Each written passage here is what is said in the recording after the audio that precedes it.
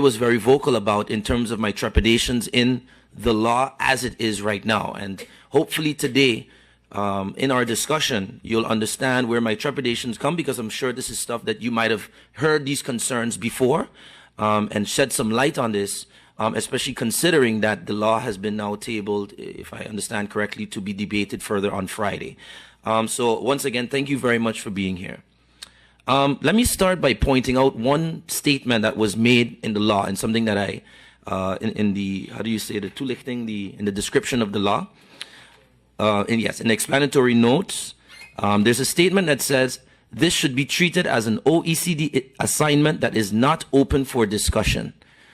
In general, as a parliament, understand as a parliamentary representative, for a law to even say such a statement is borderline unconstitutional in my opinion, because every law, no matter the international standard, no matter the importance, there must be a discussion. And I believe that the fact that you are here discussing this with us today shows that there is always room to have a discussion and understanding. I read the correspondence from the OECD, who was showing also a measure of understanding and a willingness to work with St. Martin. Despite the fact that you reiterate your urgency, you still are here willing to have a discussion. And that's something I want to point out for everyone here in Parliament, for the minister who may be listening, and the public, that no law should not be open for discussion. While it is important, and it is an OECD assignment, I'm happy that you're willing to discuss it here with us today.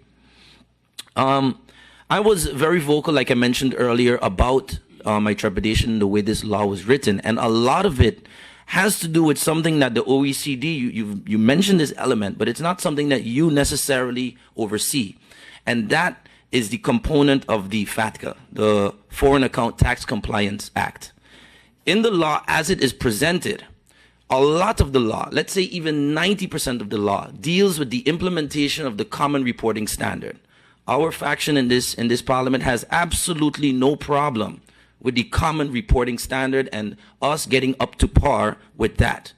We do, however, have a little bit of concern in the way the law is written, in its insistence towards compliance with FATCA. The reason that I have a problem with that element, and I want to ask to have this question, can you explain the distinction between the CRS and the FATCA? And furthermore, is it a prerequisite for a country to be compliant with FATCA in order to be compliant with CRS? When you look at the comparison, so to speak, of what makes something a fair law, and you mentioned earlier evening the playing field, and it's a very interesting quote, and I'm happy that you mentioned that. So to go through the comments, I suppose, maybe starting then with MP Bryson. I noted what MP Bryson said about the explanatory note. I suspect that language, I don't know. I mean, there's certain things throughout these comments, in fact, that I'll be able to comment on, and others that I won't be able to, so I can't comment on that. But I can, in terms of a bit of context, if you like, of course, the whole international community is based around sovereignty and sovereign decisions for jurisdictions. That's the structure of the international system here. And I think that then what that means is jurisdictions have to solve problems working together.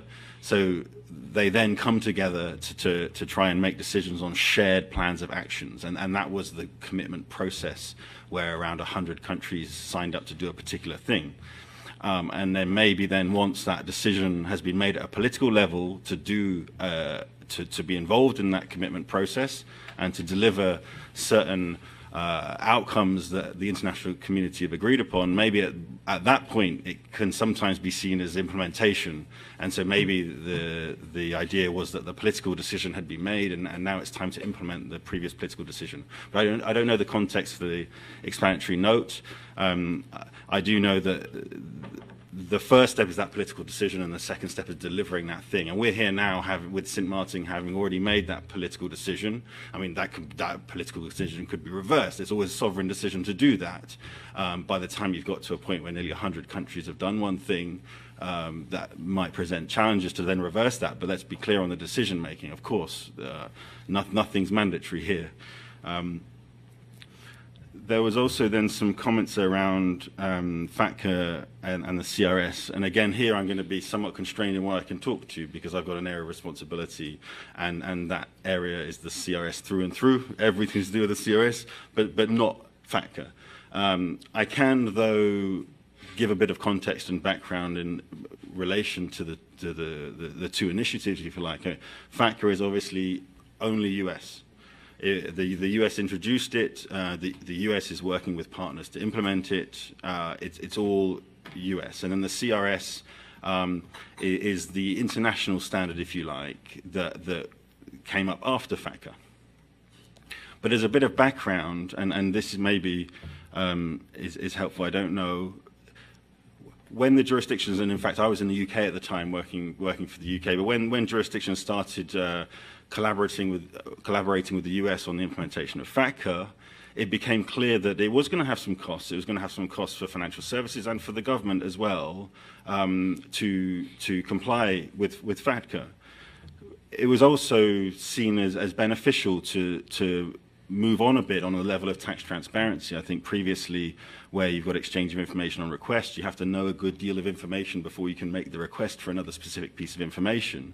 And where financial services are very fluid across borders and financial assets can be flicked across a border by a push of a button, tax authorities wanted to catch up a bit. So at that point, it was like, well, if we're spending all this money on FATCA, why not also build something that can be used in a non-US context? And the very next step was, well, okay, but let's align it to FATCA as far as we can. And I know, MP, you highlighted some differences between the CRS and FATCA, but actually those differences are relatively minor. Like the vast majority of the CRS is built in exactly the same way as FATCA is built, with the intention there to build a single global standard that can be applied by all to in fact minimize the differences in costs of complying with competing standards.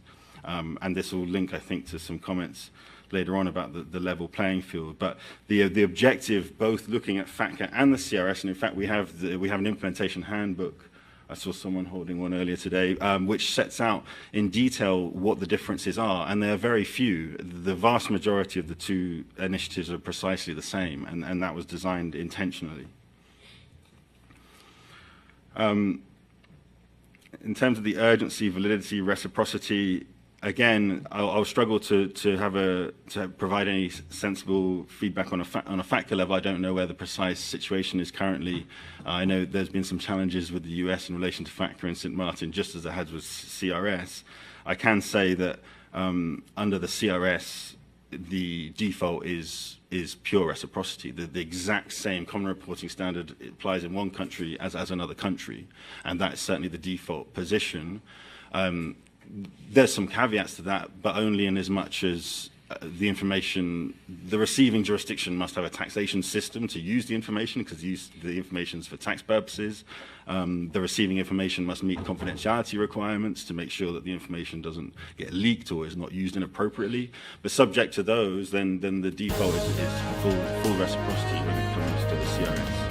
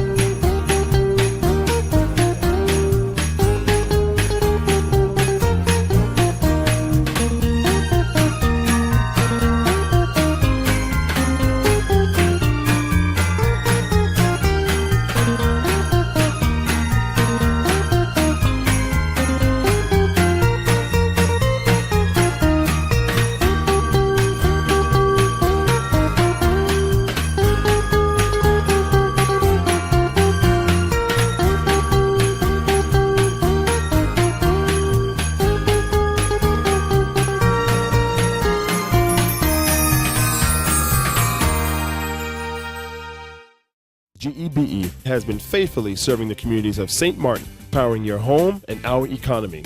Come rain or shine, our qualified team of professionals are working hard 24 hours a day to provide you and your family with safe, reliable electricity and water.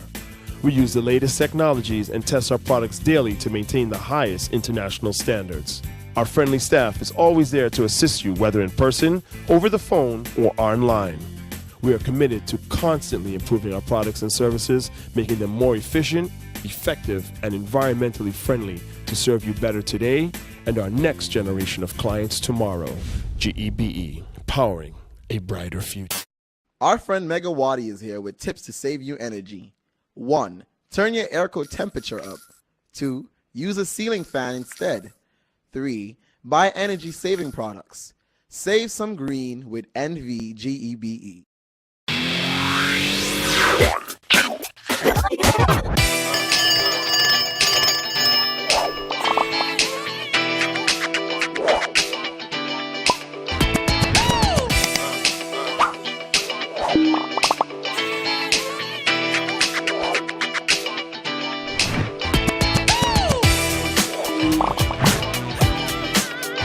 Tell them, connecting you. For this holiday season, visit Lucky Group of Companies for all your beauty supplies. In Lucky 2, the most modern store you can find, Melanie Color with Impact Hair Dyes, L'Oreal Paris, Black Opal, Revlon, Maybelline, and NYX Professional Makeup, St. Ives, Oil of Olay, and Neutrogena Body Lotion, Coppertone Sunscreen, brand name perfumes, Disney Cosmetics for kids and travel sizes, a wide selection of synthetic and human hair from the Janet Collection, hair extensions and ladies' wigs in all styles, shape, and colors, perfume gift baskets, a large variety of electronics such as Apple, HP, Nikon, Pioneer, and Olympus, watches from Casio, Seiko, and Citizen, and the latest musical headphones from Beats. Lucky 1, Lucky 2, and Shoppers Plaza is wishing you the very best for the holiday season and a happy new year.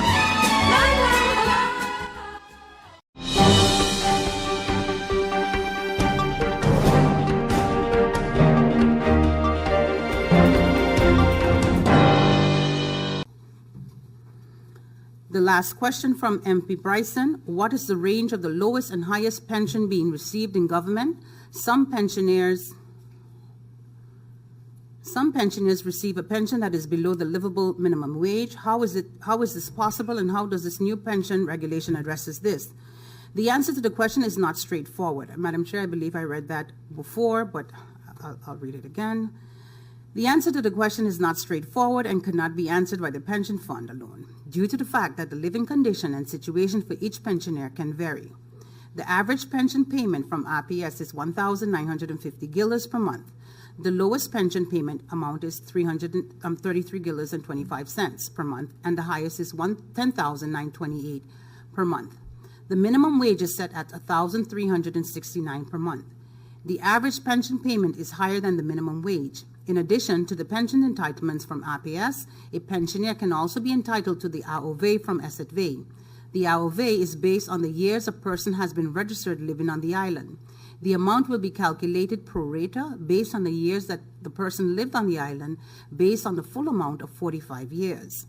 Based on the information we received about 2 years ago, the average payout for SZV is approximately 650 guilders per month in comparison to the full amount of 1,086 guilders per month. The total average amount a pensioner is receiving is therefore 2,600 per month. The accrual of pension is based on the salary and the years of service by the employer that is affiliated with the fund. These years are not linked with the minimum wage. The mandatory aspect tackles this problem for a small part in the sense that there is an accrual of pension. Every employer should have some type of pension plan whereby the total cumulative amount of pension based on the different years by the different relevant employers should be higher than the minimum wage. MP Emmanuel questions: when was the last time the government indexed the salaries? Will this be done retroactively? The last time salaries were indexed was in 2012. The way indexation is done since 2010 is different from the time before. Government no longer pays a one-time lump sum, but increases the salary amounts in the table. This is generally not done retroactively, but takes place as of a future date. Second question, how will the proposed changes of the new pension legislation impact people in the low-income brackets? Answer, people who do not make a real career advancements may actually benefit from the changes because they can accrue more pension years while their average pay is close to their end pay. For the rest, they pay the same pension premiums.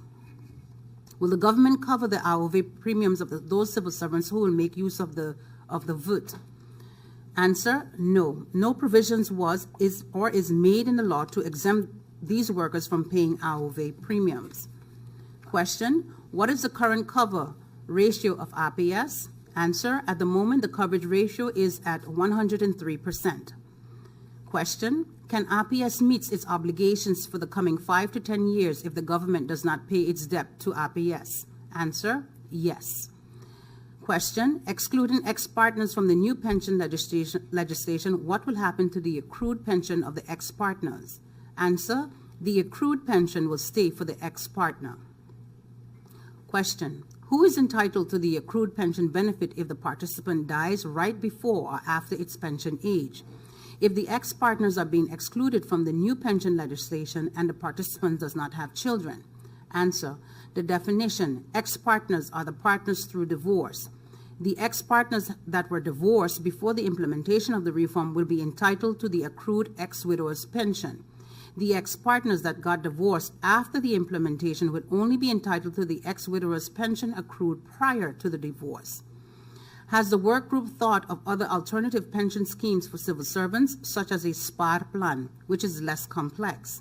The answer, there is a general division in pensions plans between defined benefits, which regulates what the participant will get as a pension, and defined contribution, which only regulates what the participant contributes. In the latter, participants do not know what they will get since this depends on the return on investments. We assume this is what the MP is referring to. Our plan is a defined benefit plan.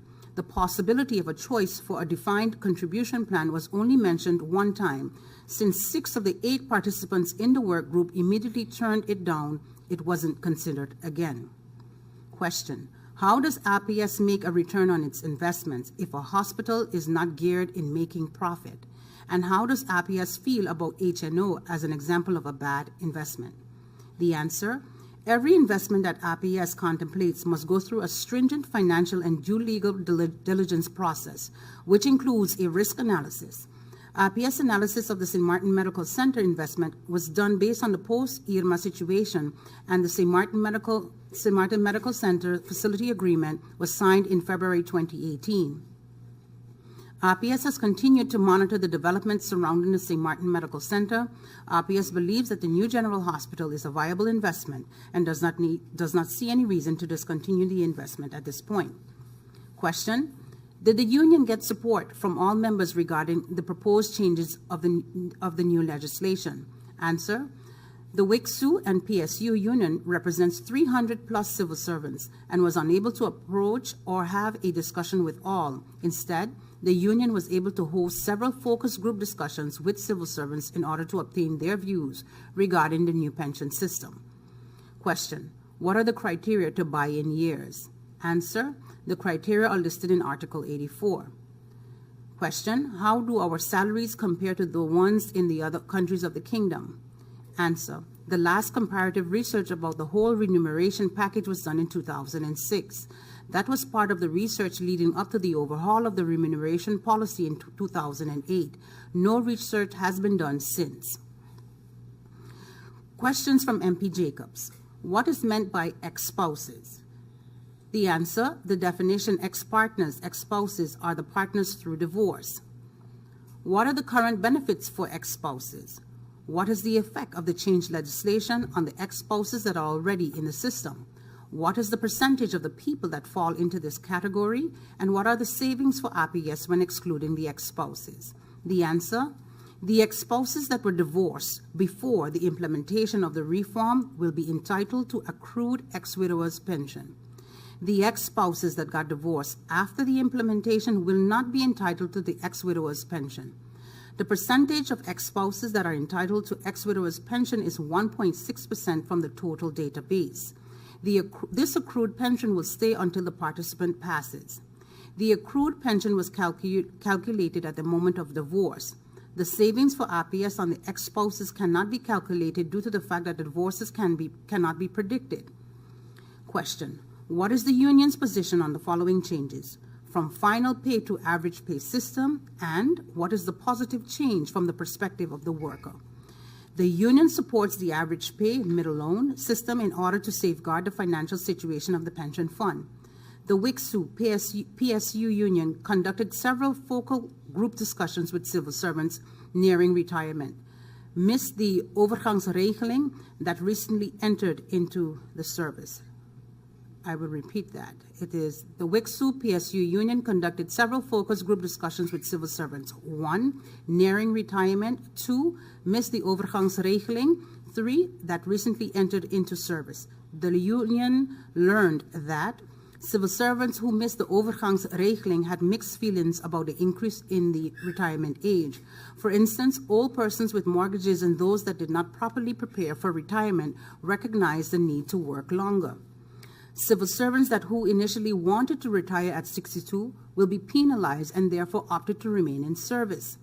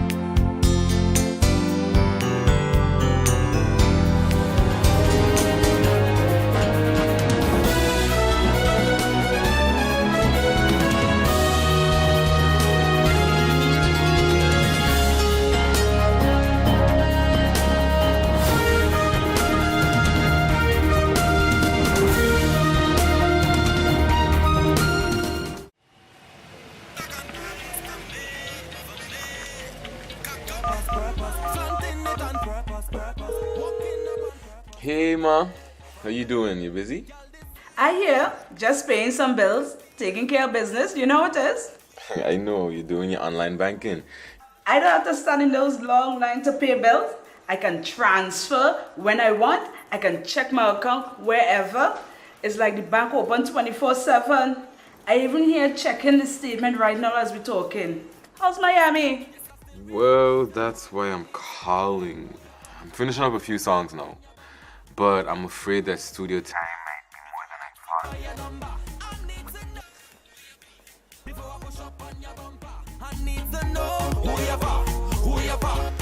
And I was wondering if I could get some help with some funds, and I could pay you back as soon as I get back to St. Martin. Let me check my account. How much you need? I think 500 should be enough. I can transfer it to you while online. Direct from me to you. No problem. Great. Thank you so much, Ma. I'll get online with Bib now. Alright, darling. You know who you're for? I need to know who you're for. Contact WIB today for your complete personal online banking experience. Available for all mobile devices. The Windward Islands Bank, now your online banking partner in progress.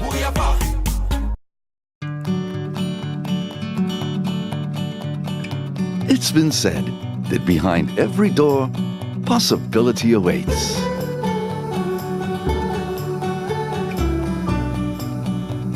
How much possibility depends on which door you open first.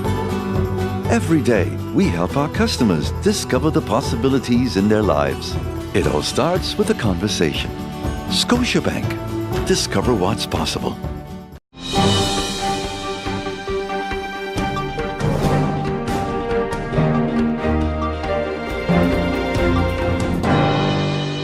Juliana's Airport op Sint Maarten heeft flinke schade opgelopen na orkaan Irma vorig jaar september. Onlangs begon men pas met de herstelwerkzaamheden door een verschil van inzicht met de verzekeringsmaatschappijen. Ondertussen gaat alles gewoon door. We're operating, we're open. It's much more of a luxurious feel in the sense of it's carpeted, it's fully air conditioned. We have the arrival section where everyone comes in when they touch down right here at Princess Juliana International Airport. We have the departure section. We have food and beverage, again, shipwreck shops, ice cream stores. But I'm happy to say that the structure held up, if you can see right behind of me. That was never a problem. And the roofing area is what we have added more, solidify more of an impact in case of any future hurricanes. As we speak, they're right now installing the Omega profiles above on the roof. So we are finished with the phase 1 approach of the roof, and we're now moving on to the phase 2. We're going to reopen in 2020, but don't let that date scare you, because basically December 2018, that's when we're going to actually move the temporary operations into the building. So the 2 pavilions that we're talking about, the departure pavilion and the arrival pavilion, we're moving them back into the ground floor area of the terminal building. In the meantime, as those areas are going to be used for operations at the airport, we're going to still have the reconstruction moving on upstairs from the departure area and over in the front side. So as it progresses, I'm being told from the project management of the teams that we're going to gradually, move into those areas of the building as the reconstruction progresses. But I'm happy to say, I really am happy to say, I can barely say it, but I'm happy to say, because it's monumental for us, because 2017 hurricane was quite some time now. It's been a year already. So to be moving back into the building itself, it's a milestone for us all. It may be just temporary operations, but at least we're doing away with the pavilions for now, and we're getting into the building. So I think that's kudos to the managing board and the supervisory board of directors. Medio december verwacht men de vertrekontvangst alweer normaal in gebruik te kunnen nemen. Tot die tijd is het gewoon nog even wachten.